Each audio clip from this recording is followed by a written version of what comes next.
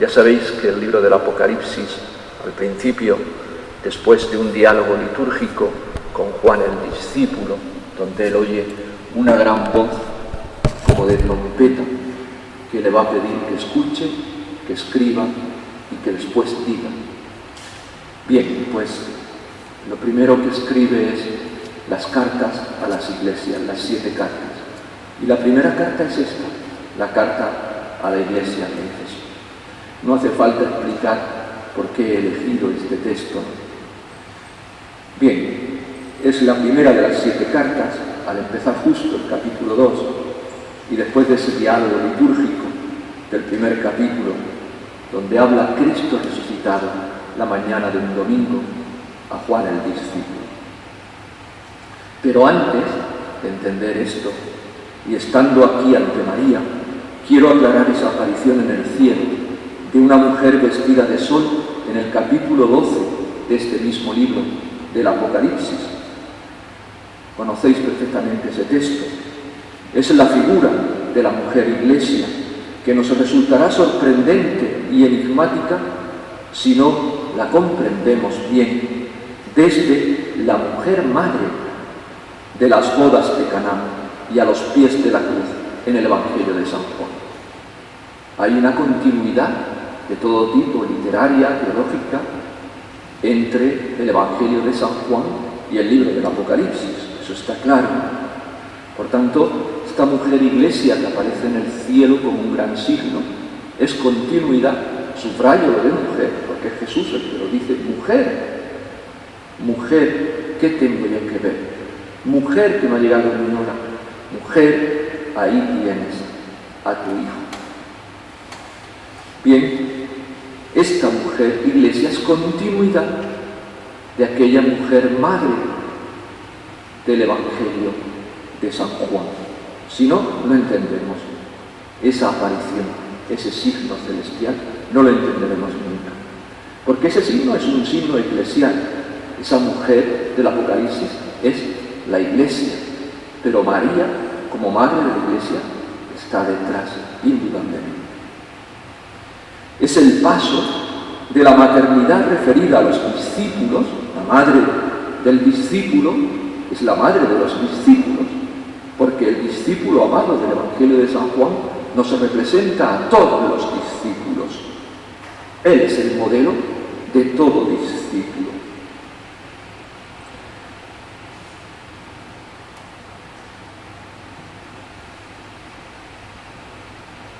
Por eso digo, es el paso de la maternidad referida a los discípulos, con María como madre de la Iglesia, a la mujer Iglesia, que tiene que dar a luz a Cristo en nuestra historia. La hora en el Evangelio de mujer, todavía no ha llegado mi hora, hasta mujer, ahí tienes a tu hijo, en el momento de la hora, pasa a ser la hora de nuestra historia en el Apocalipsis, que tiene que llegar hasta la consumación final, hasta que venga Cristo.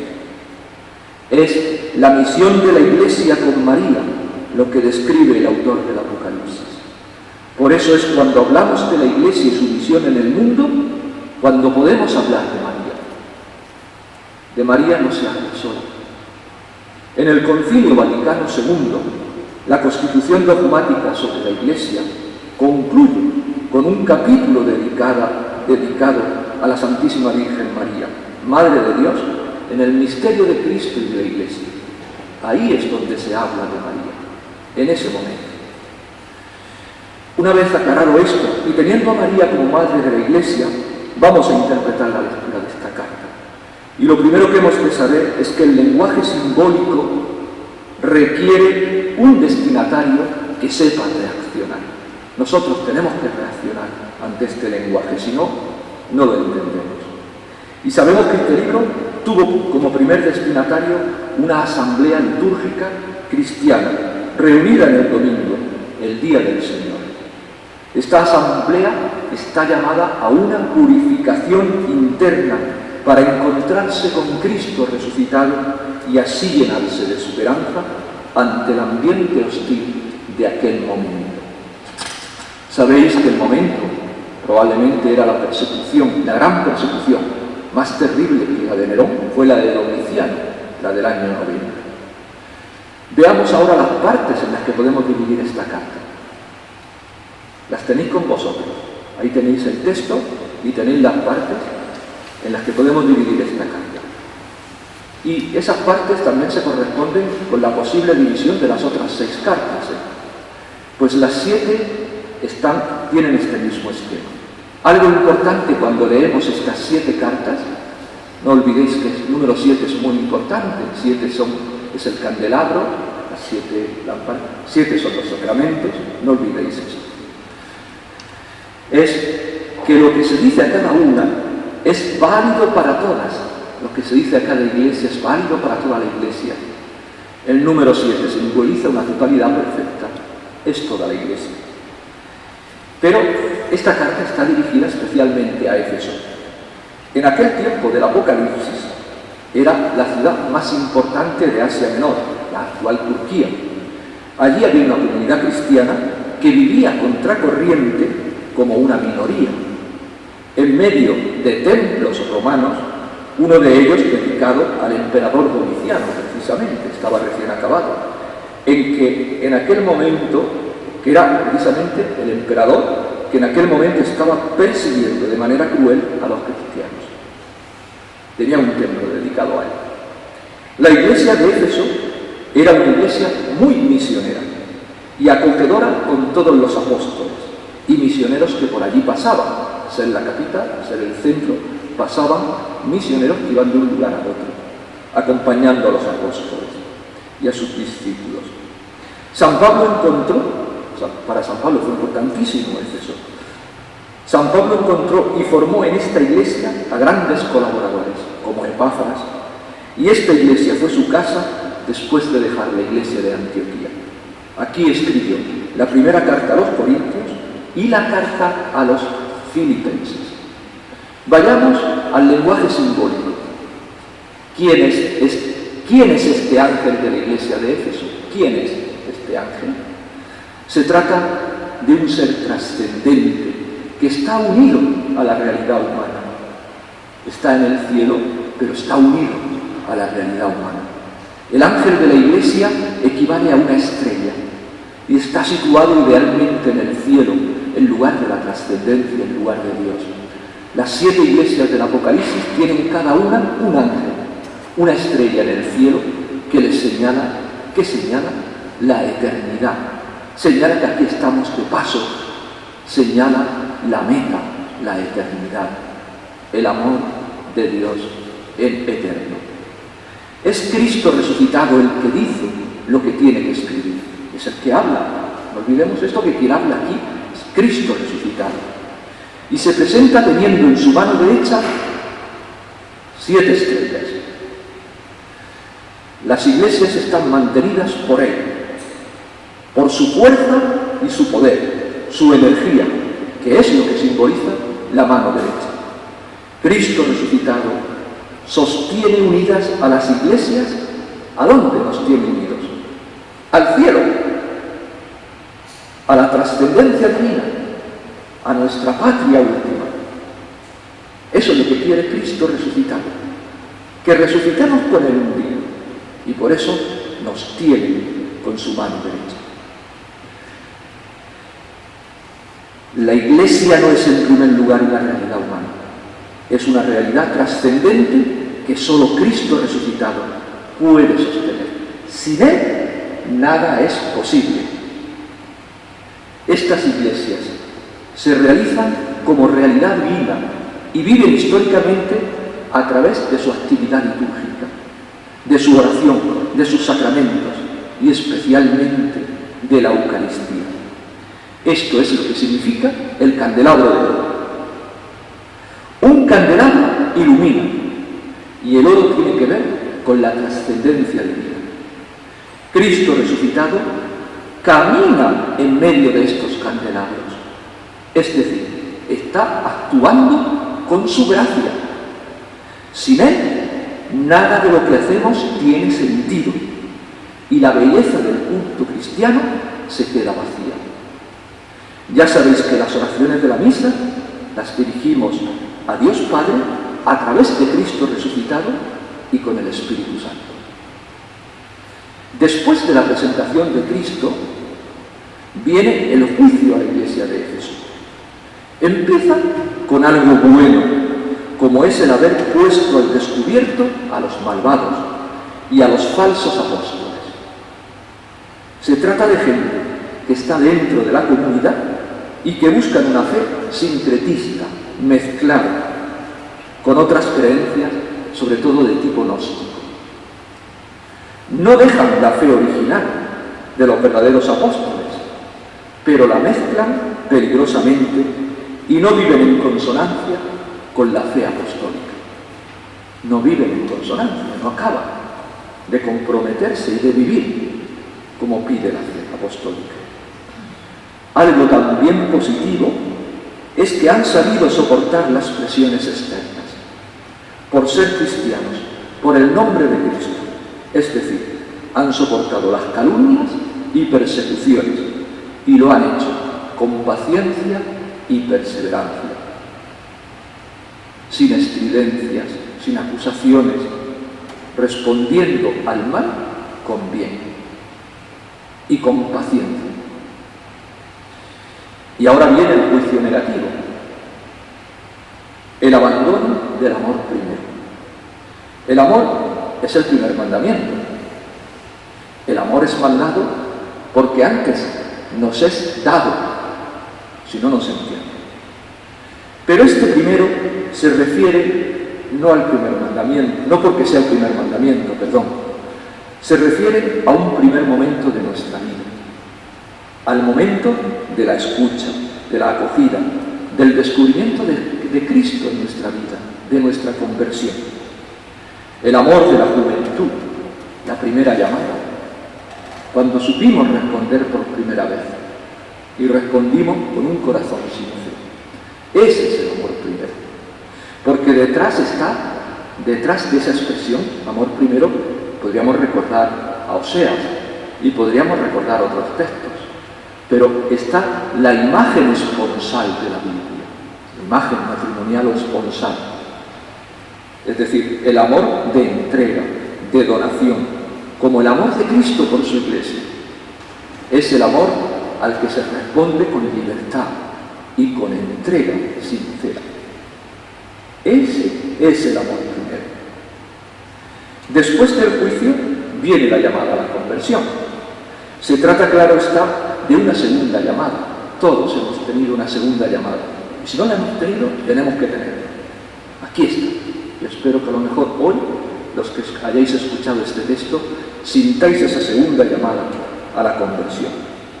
Esta conversión es más difícil, porque se ha perdido la frescura de aquella primera llamada a la conversión. Pero sin esta conversión a Cristo resucitado, la Iglesia puede quedar presa de una cierta inercia mundana y convertirse en funcionaria de lo religioso. Puede caer en la mundanidad. Y si esta conversión no se da, el mismo Señor puede retirar lo más precioso de esta Iglesia, su candelabro. El candelabro que es ella misma, como Iglesia que ilumina con su testimonio y su vida de oración. Se puede convertir en una Iglesia muerta y sin luz. Y en esta llamada a la conversión vuelve de nuevo algo positivo, el aborrecer a los nicolaitas, probablemente un caso de herejes con mentalidad sincretista y gnóstica, que no quieren asumir la moral cristiana y vivir a su modo. La exhortación final a escuchar al Espíritu es la misma para las 7 iglesias.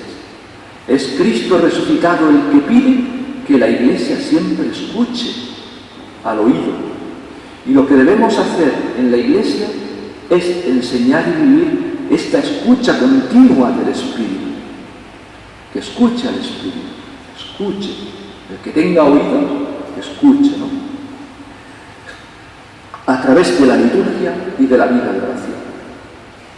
Nuestra liturgia, nuestra vida de oración, es una escucha continua. El mensaje del Espíritu no es evidente a primera vista. Se requiere tener oídos para oír al Espíritu que habla. El oído simboliza lo que hoy diríamos como cerebro, inteligencia, del oído al corazón, para discernir y decidir con generosidad. Hay que interpretar, sí. Hay que descodificar, sí. Hay que discernir en un estado de continua vigilancia y reflexión. El Espíritu habla en un lenguaje cifrado, pero nosotros, a través de la vida de oración y de la escucha, tenemos que hacernos sensibles a ese lenguaje. Ese lenguaje es el de la oración constante y el de discernimiento, el elegir paciente y prudentemente nuestro camino, viendo siempre el horizonte del cielo y con la cruz con nuestra cruz, cada uno. La carta acaba con la promesa al vencedor. Esta promesa es un don, un regalo, no un salario que merecemos, ni una paga, nada de eso. Este árbol de la vida en el paraíso de Dios no solo tiene que ver con la otra vida, tiene que ver también con esta. Tiene que ver con el don del bautismo, con la gracia que recibimos. Y cuando somos restituidos por medio de los sacramentos a esta gracia bautismal, ya estamos gozando de este don, aunque solo sea un pequeño adelanto de lo que sea. Bien, una vez que hemos descodificado, que hemos descifrado, sabemos lo que es el candelabro, lo que son las estrellas, el ángel, todo eso, meditemos un poquito.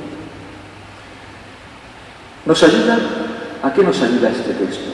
A preguntarnos por nuestra fe en Cristo resucitado y su relación con la Iglesia.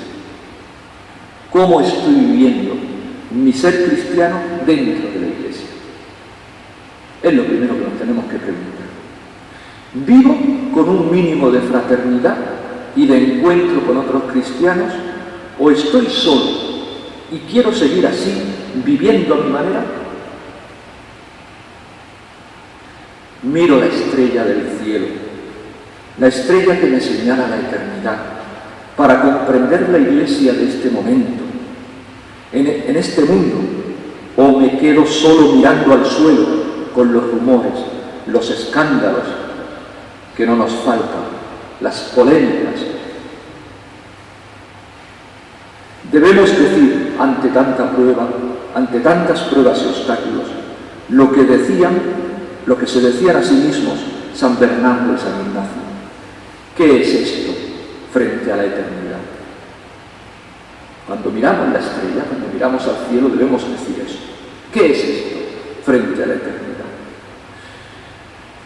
¿Cuántas veces miro a la Iglesia desde mi ideología? La ideología, ¿sabéis lo que hace? Estrecha.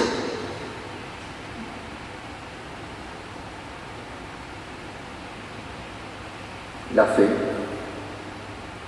abre. ¿Cuántas veces miro a la Iglesia desde mi ideología y digo, hay que hacer esto, hay que hacer lo otro? Y me uno incluso a las redes sociales para criticar al Papa, a los obispos, a los sacerdotes. ¿Cómo me ayuda María, Madre de la Iglesia, a entender esto? ¿Cuáles son mis obras, mis fatigas, mi perseverancia para mantenerme fiel a Cristo y a su Iglesia? ¿Cómo hablo de la Iglesia a los demás? Y decir Iglesia es decir misión. ¿Dónde está mi misión en este momento? En mi familia, en mi trabajo, en mi parroquia. Siento que Cristo resucitado me llama de nuevo a la conversión, a mi amor primero. Donde está tu tentación, está tu llamado.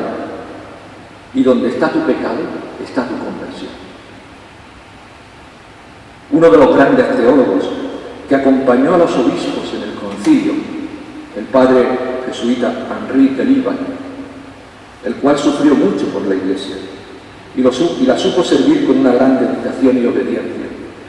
Decía lo siguiente en un pequeño libro titulado Tentaciones contra la Iglesia. Leo el principio de este libro. ¿Cuántas tentaciones nos asaltan respecto de esta madre a la que solamente deberíamos limitarnos a amar? Hay tentaciones que son violentas y manifiestas, pero las hay también veladas y por eso mismo más insidiosas. Hay tentaciones que son comunes a todas las épocas y hay otras que son más propias de nuestro tiempo. Son muy diversas y aún opuestas entre sí, y esto hace que nadie pueda sentirse a cubierto de sus amenazas. Siempre habrá hombres que identificarán tan estrechamente su causa y la fe de la Iglesia, que con toda la buena fe acabarán por reducir la causa de la Iglesia a la suya propia. No se imaginan que para ser servidores verdaderamente fieles, quizás tuvieran que aniquilar en sí mismos muchas cosas. Que María, nuestra Madre y Madre de la Iglesia, nos enseñe a estar, vivir, trabajar, esperar y sufrir con la Iglesia. Que ella nos ayude a mantener el candelabro de la vida de oración, de los sacramentos y de la Eucaristía con todas sus luces encendidas. Que en este santuario y en los monasterios que ahora vamos a recorrer, la luz de Cristo resucitado brille hermosa para todos. Y contemplemos porque está amaneciendo, ya amanecido. Y al salir de este santuario mariano, en espíritu de oración, para acompañar la imagen de María Inmaculada de Éfeso, podemos mirar al cielo y mirar hacia nuestra ciudad. Contemplemos con la mirada de María, con espíritu de oración, de humildad y pobreza espiritual, nuestra ciudad. Decía el Salmo ahora, ¿no? Tenemos una ciudad fuerte, con murallas y baluartes. Parecía que la oración de laudes estaba para nuestra ciudad esta mañana y para este momento que estamos viviendo. Deseemos con todo nuestro corazón ser hijos fieles de la Iglesia en esta diócesis de Cartagena y renovemos nuestra esperanza en Cristo resucitado.